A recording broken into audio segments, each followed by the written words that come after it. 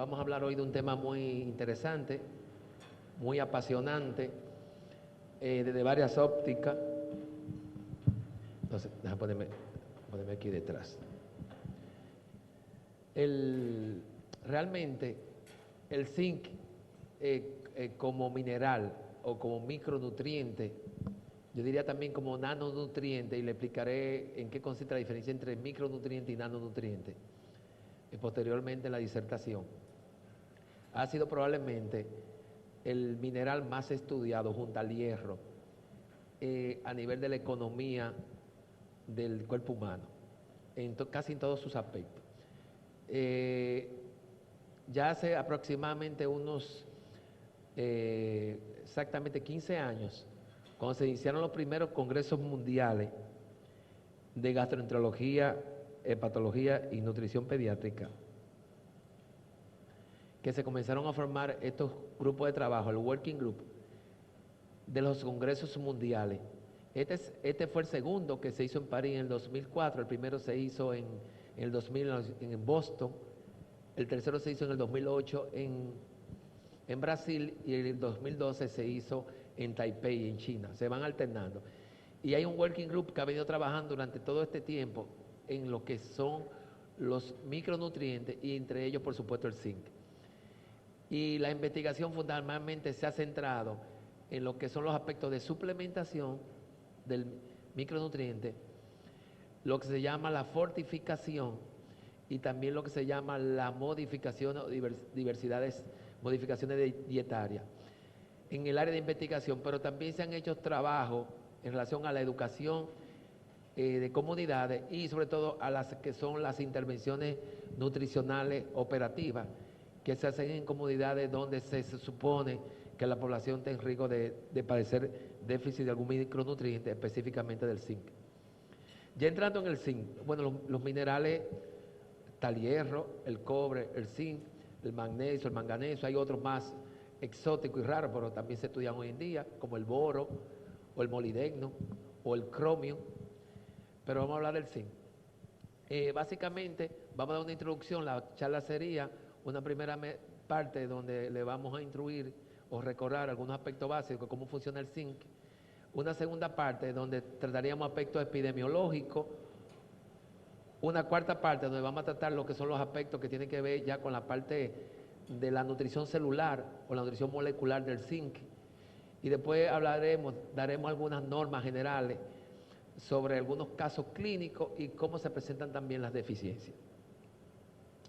El zinc, básicamente, es muy importante, ha sido muy relacionado a la disminución de las tasas de mortalidad y movilidad infantil por casi cualquier causa, y sobre todo las infecciosas, que son los más importantes, casi muchos de los estudios que se han hecho en diferentes partes del mundo.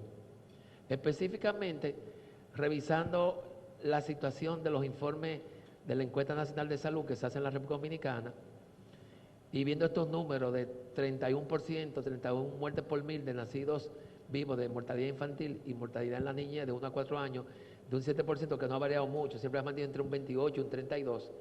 Esta se ha mantenido siempre entre un 6 y un 12. Siempre se deben a lo que todos conocemos como la high epi o las enfermedades prevalentes en la infancia, que son la gastrointestinal y la respiratoria, y a la malnutrición primaria o secundaria que la acompaña. Y uno de los déficits presentes casi siempre en todo ello es el zinc. También se sabe que suplementando con zinc, veremos los trabajos posteriores, se los mostraremos al final, cómo se pueden, vamos a decir, contrarrestar estos efectos. En la parte de bioquímica, que yo creo que es muy importante, quizá esta es la parte más esencial que me gustaría que trataran de fijar en su mente. El zinc fundamentalmente lo que hace es que sirve de transportador de DNA, en el DNA, en la transcripción de las proteínas. Muy simple. Si es importante en la transcripción proteica, para que se haya síntesis proteica en cualquier tejido, célula, tejido, órgano del cuerpo, el zinc va a estar presente. Por tanto, es fundamental en el crecimiento del tejido, en la diferenciación y funciones, en la reparación celular cuando se daña y en la expresión genética porque está en el DNA. ¿Qué quiere decir? Que un micronutriente multifuncional porque se va a necesitar en todos los órganos y tejidos. Si vamos a la segunda parte, ya vemos aquí que no solamente es importante en el DNA y en el crecimiento y desarrollo celular, sino que también es importante como receptor de unas partes importantes de las hormonas esteroidales y muchas enzimas que tienen que ver con la DNA y la RNA polimerasa, que es vital prácticamente para la vida celular, y de la transcriptasa inversa. Por tanto, tiene un papel en la replicación celular, en el sistema inmune y también, como no, en el metabolismo de los ácidos grasos y la síntesis de prostaglandina. Por eso se dice que el zinc es importante para el crecimiento en talla y peso, es muy importante como inmunomodulador, tanto para los linfocitos T como para las prostaglandinas. También es importante como transportador de sodio a nivel de la membrana celular y también es importante a nivel del sistema nervioso como en la neurosecreción. Podríamos decir entonces, basándonos en esta base bioquímica, que el zinc entonces es fundamental en el crecimiento y desarrollo general, somático, y por supuesto de algunos sistemas muy concretos como son el sistema nervioso central, básicamente, pero eso tiene que ver con la visión y el apetito, con el olfato, con el gusto, y es fundamental en el sistema inmune. Importante en el apetito, la visión, la cicatrización de las heridas, la madurez sexual, la velocidad de crecimiento y la respuesta inmune.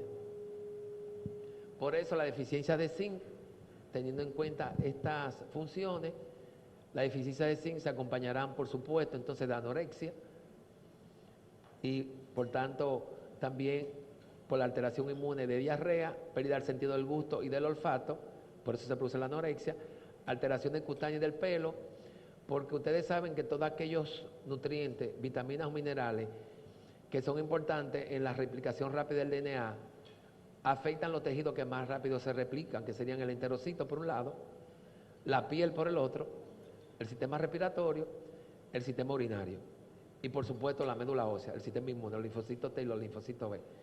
Donde quiera que se necesite un nutriente crítico que ayude a la replicación celular y se afectan esos sistemas por correspondencia.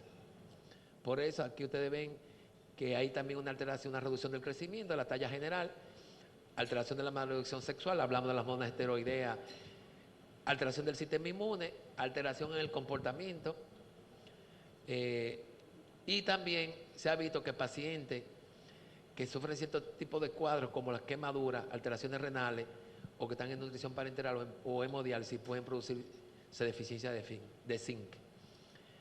La toxicidad por zinc es poco frecuente. Casi siempre al zinc y al hierro, que son nutrientes vitales para la vida de la célula y del organismo, tienen niveles, vamos a decir, amplios, rango de toxicidad. Es un mecanismo de defensa que tiene el organismo. Por eso se considera que el zinc es de los menos tóxicos de los oligoelementos.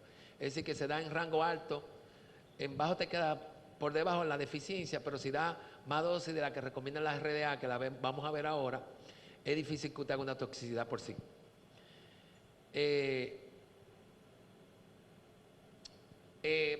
Cuando afrontamos lo que es el zinc no como promotor de la salud y del crecimiento de un niño, del crecimiento y desarrollo de un niño sano, sino visto en el otro extremo, del lado de la deficiencia.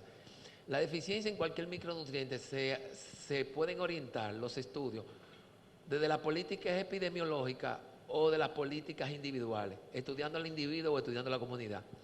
Cuando abordamos los problemas de la comunidad, vamos a percatarnos que los factores comunes que se siguen a la deficiencia de este micronutriente en comunidad tienen que ver con las políticas de salud, con falta de desarrollo de programas de prevención y promoción, con falta de disponibilidad para el consumo por el bajo nivel económico o la falta de educación, porque no existen alimentos fortificados, porque no hay la tecnología alimentaria o porque no hay la suficiente supervisión de la ingesta, ya sea en el hogar o en la comunidad o en la escuela. Cuando se aborda el tema del punto de vista individual, al individuo ya, que puede ser un individuo sano en una consulta de niño sano o un paciente hospitalizado, Lo determinante sería entonces el nivel de ingesta de los alimentos que contienen zinc, apetito y saciedad, si se absorbe o no el zinc de manera adecuada, si los niveles sanguíneos son adecuados, si el metabolismo es adecuado, si hay una enfermedad específica, si hay reserva en tejido, si la excreción no es, si es adecuada y si no hay estados hipercatabólicos. O sea, que abordar la deficiencia de un micronutriente, en este caso desde el punto de vista individual, es muy diferente a abordarlo desde el punto de vista comunitario. En una cosa hay que tomar una serie de factores. Los determinantes en la comunidad son más complejos, depende de la disponibilidad de los alimentos, que depende de todos los factores, depende del consumo y va a depender de la utilización. O sea que el estado nutricional del zinc, como otro micronutriente, va a depender de factores de disponibilidad, que depende de todo esto, de nivel de consumo, donde los hábitos alimentarios y los patrones de alimentación son muy importantes en la familia, y de la capacidad de utilización del micronutriente, que en este caso va a depender del estado de salud del individuo y de la atención médica y cómo se hace el control de enfermedades a nivel de atención primaria. O sea, esos son los determinantes del estado nutricional de todos los micronutrientes y minerales, pero por supuesto aquí lo estamos poniendo con el caso del zinc. Esto se complica un poco más, porque inclusive toca el área de la agroalimentación. Es decir, ya en los años 90, 95, en los Estados Unidos, el Departamento de Agricultura habían hecho una serie de estudios donde habían podido demostrar que habían ciertas zonas donde los vegetales estaban depauperados de vitaminas y minerales, porque lo que hace el vegetal, los vegetales lo que hacen cuando toman las vitaminas o los minerales lo toman del suelo, y si el suelo está desprovisto del mineral, entonces el vegetal no tiene el mineral. Entonces, también donde se siembra y la calidad del terreno donde están los cultivos es muy importante. O sea que, aunque parezca algo simple, algo muy simple, los determinantes de una deficiencia en un ser humano son bastante complejas. Yendo a lo que a usted le interesa, que es la parte de nosotros, la parte clínica, que es donde nos desarrollamos habitualmente en nuestro campo de trabajo, la intervención individual, pues sencillamente lo que persigue o bien en la atención primaria ambulatoria o bien en el hospital, si usted trabaja en un hospital de segundo, tercero, cuarto nivel, está dirigida a prevenir el riesgo de un déficit bioquímico, que sabemos cuáles son las situaciones de riesgo, o sería sencillamente tratar, que puede ser el zinc o puede ser más de un micronutriente, vitaminas y minerales. En un sujeto que por lo demás puede estar sano, si va a su chequeo de atención primaria, o puede estar enfermo, y enfermo de muchos niveles. Los pacientes que tienen una enfermedad inflamatoria intestinal, que han sido operados, pueden hacer un déficit de zinc. Y lo puede hacer un paciente con una diarrea crónica severa, pero también lo puede tener un paciente que no ingiera suficiente alimento con zinc y que no necesariamente tenga una patología. O sea que esto es un poquito más complejo. Cuando analizamos cómo se comporta el zinc en el cuerpo humano, hay que verlo desde varias dimensiones. La primera dimensión es cómo afecta al crecimiento y al desarrollo, ya lo dijimos, general. Después hay unas afectaciones muy concretas en tejido. Vamos a poner algunos ejemplos, como puede ser el tubo digestivo, el enterocito.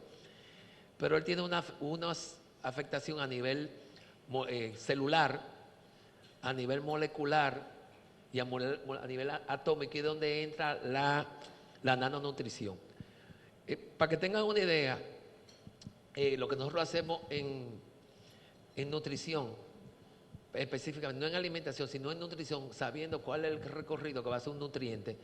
Si pusiéramos el zinc como ejemplo, han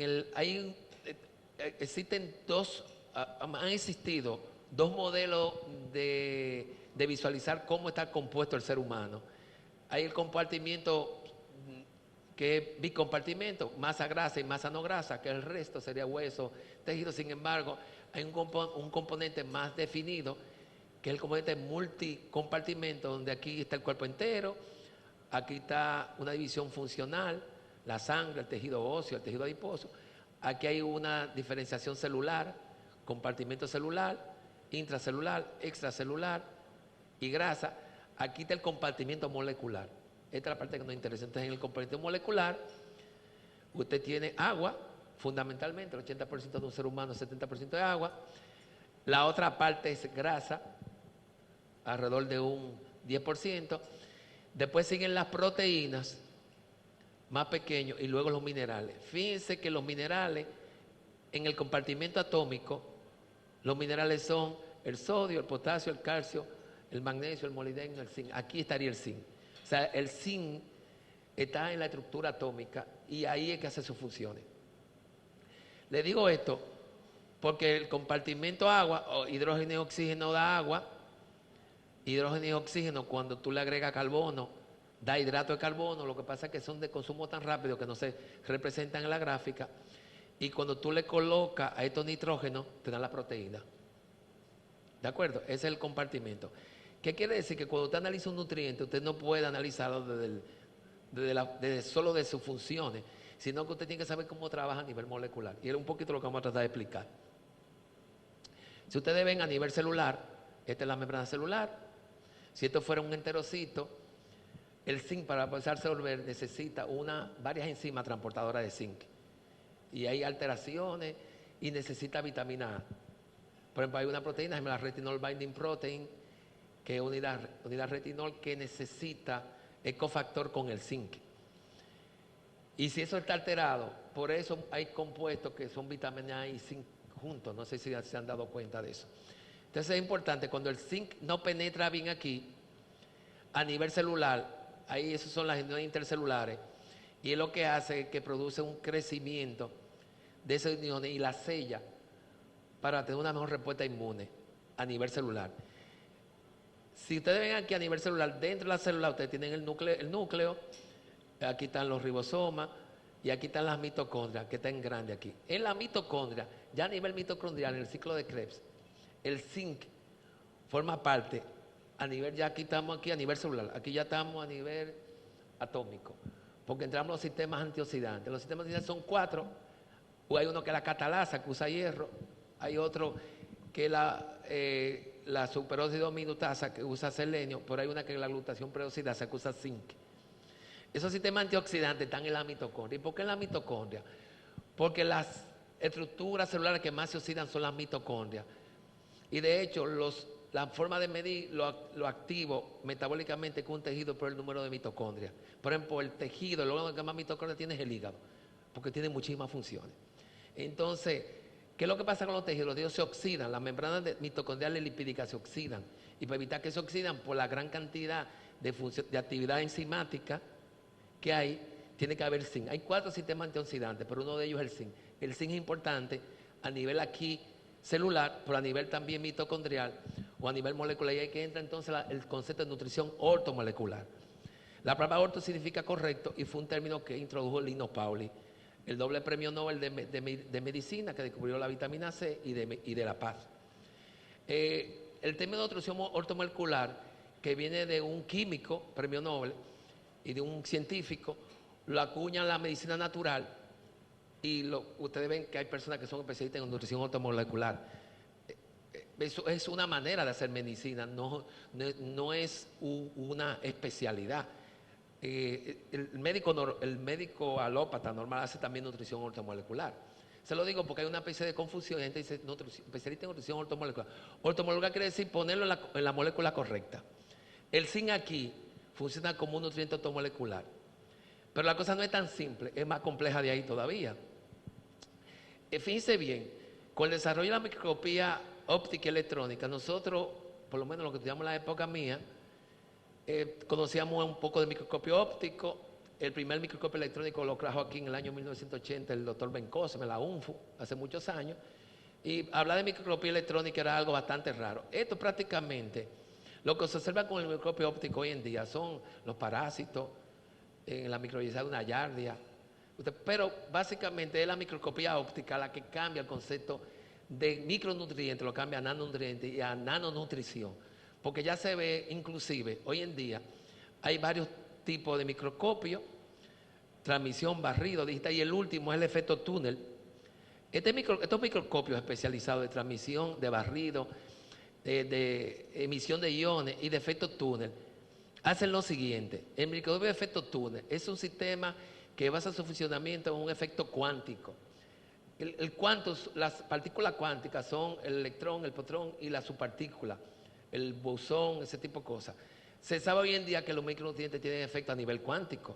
Y por eso se habla también de nutrición cuántica o de nanonutrición. O sea que no se impresionen, sencillamente se basa en la física básica, la ciencia básica, que deberían enseñarnos. Eso es lo que uno debería aprender en física en la universidad.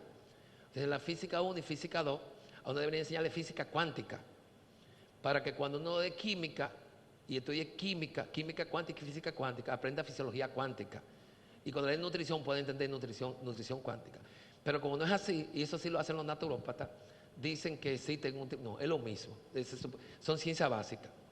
Entonces, fíjense, este sistema del efecto túnel se basa su funcionamiento en un efecto cuántico denominado efecto túnel, que da distancias menores a la 1.000.000.000ª parte de un metro, es un nanómetro. El control de este tipo de fenómenos es lo que se permite hacer fotografía de superficie a nivel atómico. Eso que ustedes están viendo ahí son los átomos de zinc fotografiados, todo eso, los átomos y la disposición. Y eso es nanotecnología, o lo que sería nanonutrición. Hoy en día se está investigando cómo esa disposición impacta también en la salud. Y por supuesto tenemos que tomar en cuenta que no basta solo con estudiar el elemento, sino el ser humano. El ser humano, la pediatría se diferencia de las especialidades en adultos porque justamente trabajamos con la madre desde el embarazo y con este proceso complejo que es el crecimiento embrionario y fetal. Y en cada momento el ser humano, la necesidad de requerimiento de nutrientes en cada etapa es diferente.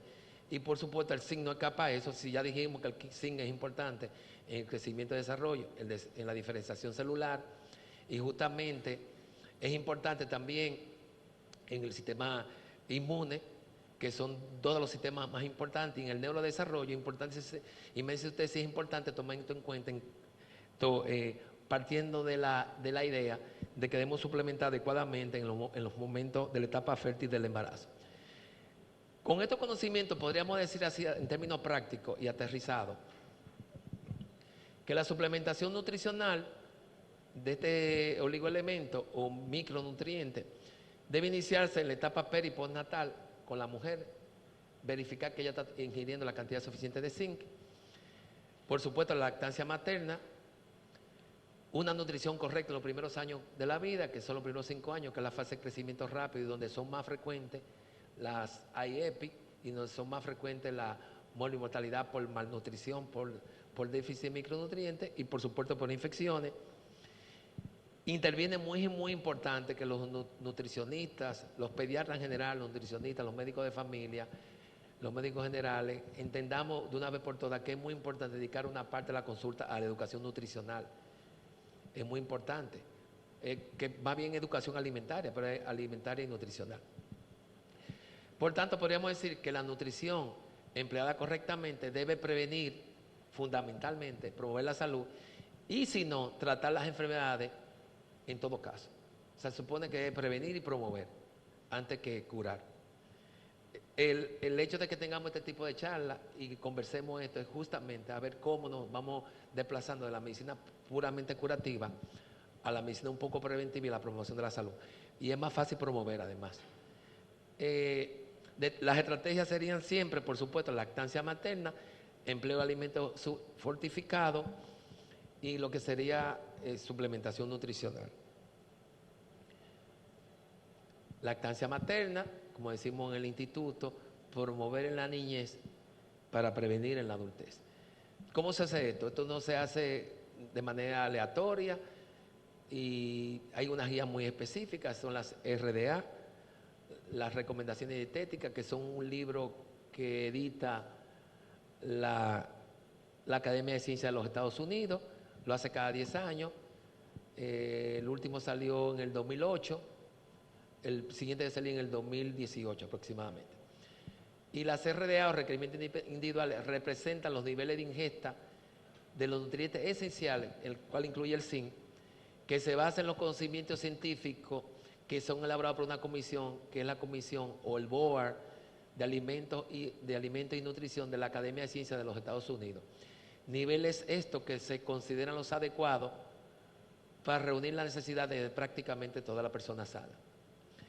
¿Y en qué se basan estas recomendaciones? Esas recomendaciones se basan, primero, en estudios y extrapolaciones de estudios realizados en animales de experimentación, dándole seguimiento a cómo evolucionan los niños en lactancia materna, con estudios epidemiológicos de ingesta y estatus del nutriente, evaluando por espectrofotometría y por otros métodos la cantidad depositada de los micronutrientes o de otros tipos de nutrientes en tejido, o buscando una función molecular, en este caso sería ya atómica, porque ha avanzado bastante el tema de la nutrición, los estudios de balance de nutrientes, y lo otro sería estudios en sujetos con dieta deficitaria y viendo la corrección del déficit. O sea, estudio clínico, estudio epidemiológico y estudio de ciencia básica. Yo creo que como hay tantos buenos estudios de ciencia básica que nos dan dando mucha evidencia, yo creo que tenemos suficiente soporte para hacer prevención y promoción. La base metabólica para suplementar es fundamentalmente que se pueda demostrar que lo que usted va a reponer está por debajo de lo óptimo, donde usted lo está midiendo, que puede ser en células, en tejido, y además que usted va a conseguir un efecto farmacológico a nivel celular. Cuando un micronutriente genera un efecto no preventivo, sino farmacológico, en vez de ser nutriente, se le llama nutracéutico. Y por eso usted va a encontrar en mucha literatura que se habla hoy en día de nutracéutico o de alimento funcional o de fitonutriente o de farmaalimento, porque ya se han visto que los nutrientes en algún momento pueden convertirse en fármacos. Y este es un ejemplo. Ahorita veremos un ejemplo de cómo el zinc en un momento determinado pasa de ser un simple nutriente a ser un fármaco. Debe ser administrado tomando en cuenta lo siguiente: variación de los requerimientos individuales por factores genéticos, metabólicos y ambientales, los efectos de la actividad, del ejercicio, del ciclo vital, no es lo mismo un recién nacido que un envejeciente, los estilos de vida, no es lo mismo una persona que vive en el campo, en la montaña, que un deportista de alta competición, que una persona sedentaria, así como los procesos de envejecimiento y los diferentes procesos patológicos, no es lo mismo una persona sana que una persona enferma.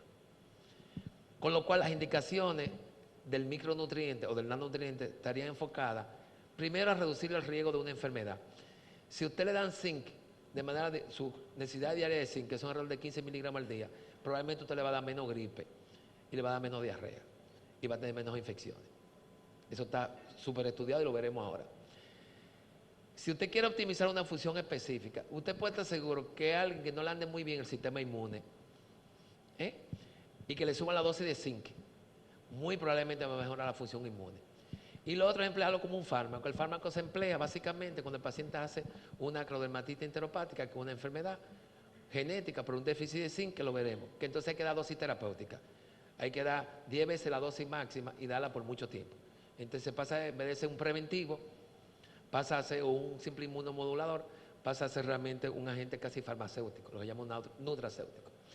Y esto se hace con un rigor, tratando que los niveles de ingesta ni sean muy por debajo y se caigan en deficiencia, ni tampoco intoxiquen.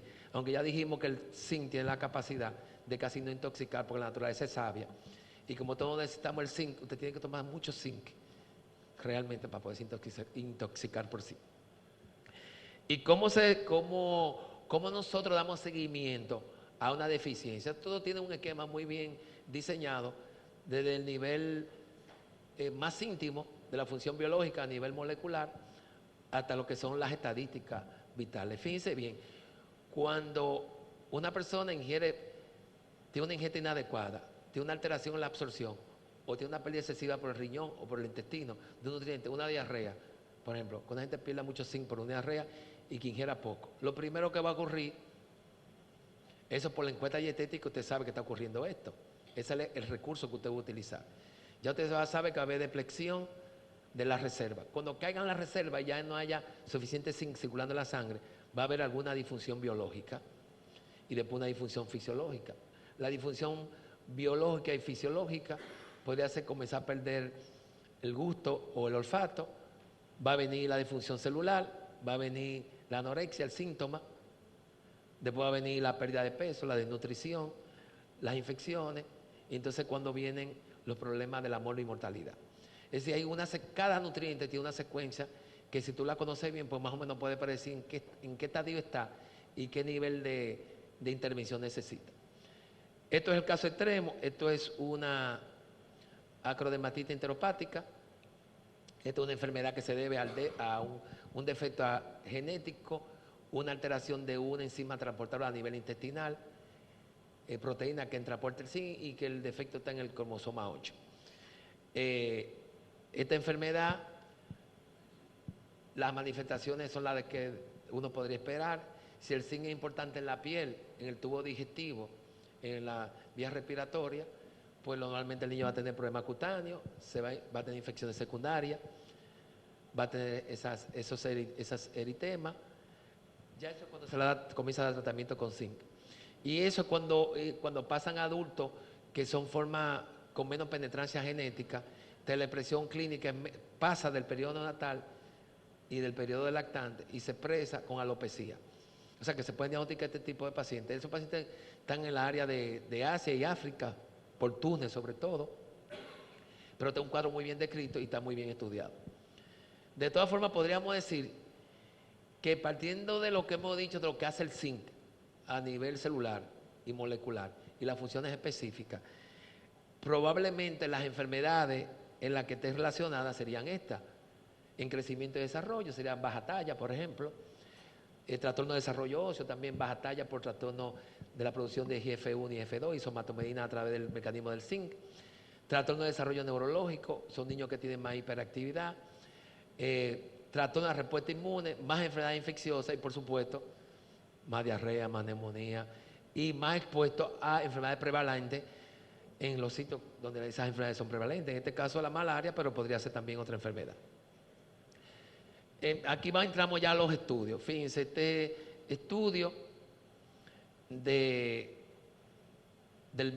2001 del Journal Pediatric Gastroenterology and Nutrition te habla del efecto de la suplementación del zinc sobre el desarrollo y crecimiento de niños chilenos.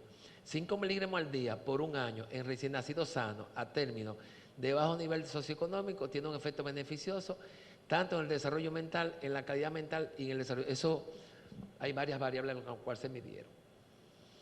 Aquí también se suplementó niños guatemaltecos con zinc, 45 lactantes de 6 a 9 meses con 10 miligramos de zinc por 4 a 8 meses, incrementaron en 1.4 centímetros su estatura.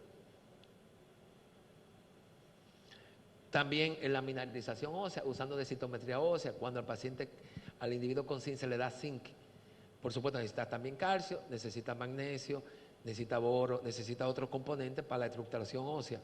Pero también se ha podido demostrar que es importante, midiéndolo sobre todo en la pubertad y el desarrollo de mineralización ósea. Y también se ha podido demostrar que es muy importante en la ganancia última que tienen de peso, los recientes de muy bajo peso, que son alimentados con leche humana, con y su suplementación con zinc, se observa una ganancia en el grupo suplementado, una ganancia más rápido de peso y también una talla final mejor. Por ejemplo, para que tengan una idea, esto es ya en el área de la infectología, de la infección, en esta revista Nutrition, todos los estudios con zinc realizados en países en vía de desarrollo con enfermedades infecciosas y los resultados. Resultado del efecto de la suplementación con zinc en el crecimiento de estos niños con estos problemas infecciosos. Positivo en Etiopía, en Brasil, en Vietnam, en Guatemala, en Bangladesh, en Chile, en Ecuador. El zinc es de los micronutrientes más estudiados en este sentido, tanto como preventor de prevención de infecciones o modulación de las infecciones y el desarrollo tanto del peso y la talla final, y en todas las edades. Pero además se ha asociado al zinc con déficit de atención, con hiperactividad, y se recomienda. Muchas veces en los protocolos de manejo de los niños con déficit de atención, aparte que hay otros micronutrientes envueltos, se pone el zinc, porque el zinc es importante en la neurotransmisión.